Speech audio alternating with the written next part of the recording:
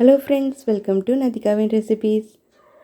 இன்றைக்கி நாம் குழந்தைங்க பெரியவங்க எல்லாருக்கும் ரொம்ப ரொம்ப பிடிச்ச பால் பென் வீட்டிலேயே எப்படி பண்ணுறதுன்னு தாங்க பார்க்க போகிறோம்.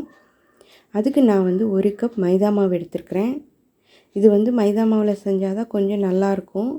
அந்த கடையில் உள்ள டேஸ்ட்டு அப்படியே இருக்குங்க.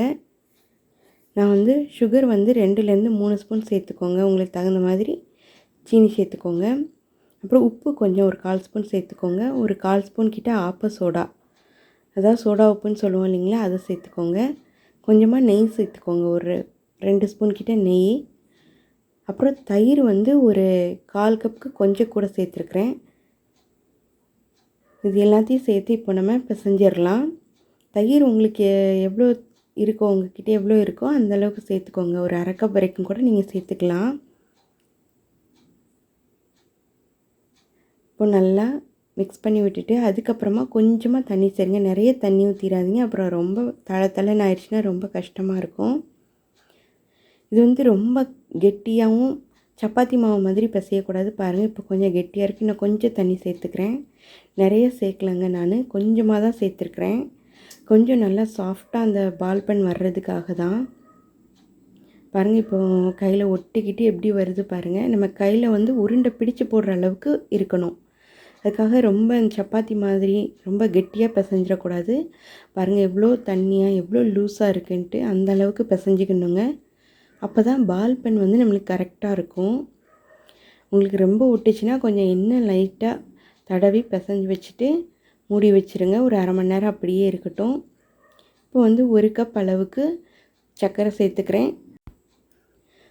1/2 கப் அளவுக்கு தண்ணி சேர்த்துக்கிறேன். நீங்கள் இந்த சீனி முங்குற அளவுக்கு தண்ணி சேர்த்துக்கோங்க.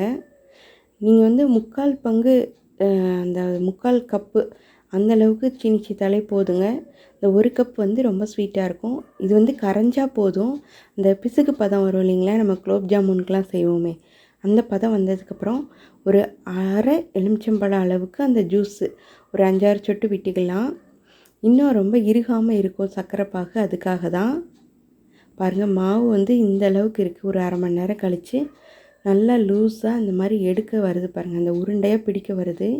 எவ்வளோ லூஸாக இருக்குதுன்னு பார்த்துக்கோங்க. அந்தளவுக்கு இருக்கணும். இப்போ நம்ம எண்ணெய் காய வச்சிடலாம். எண்ணெய் காஞ்சிருச்சான்னு பார்க்குறதுக்கு ஒரு இது போட்டு பார்த்தோன்னே உடனே மேலே வந்துருச்சு பாருங்கள். அப்படி உடனே மேலே வந்துருச்சுன்னா காஞ்சிருச்சு, பக்குவம் கரெக்டாக இருக்குதுன்னு அர்த்தம். இப்போ கொஞ்சம் சிம்லேயோ இல்லை மீடியம் ஃப்ளேம்லேயோ வச்சுக்கோங்க. இந்த உருண்டையாக உருட்டி உருட்டி போட்டுக்கோங்க. அவ்வளோதான். ரொம்ப சிம்மில் வச்சிங்கன்னா சில டைமில் அப்படியே கலர் சேஞ்ச் ஆகாமல் அப்படியே இருக்கும். அந்த மாதிரி இல்லாமல் கொஞ்சம் கூடுதலாக நம்ம தீயை வச்சுக்கோங்க. ரொம்ப ஹையாக இருந்துச்சுன்னா உள்ளே வேகவே வேகாது பால் பென். அதனால் எப்போவுமே மீடியம் ஹீட்லேயே, இல்லை அதை விட கொஞ்சம் கம்மியாக இருக்கட்டும். பாருங்கள், இப்போ நம்மளுக்கு 2 பக்கம் திருப்பி திருப்பி போட்டு ஒரு 7 நிமிஷம், 5லேருந்து 7 நிமிஷத்தில் வெந்துடும். ஏன்னா உள்ளெல்லாம் நல்லா வேகணும் இல்லைங்களா, மைதா மாவுங்கிறதுனால.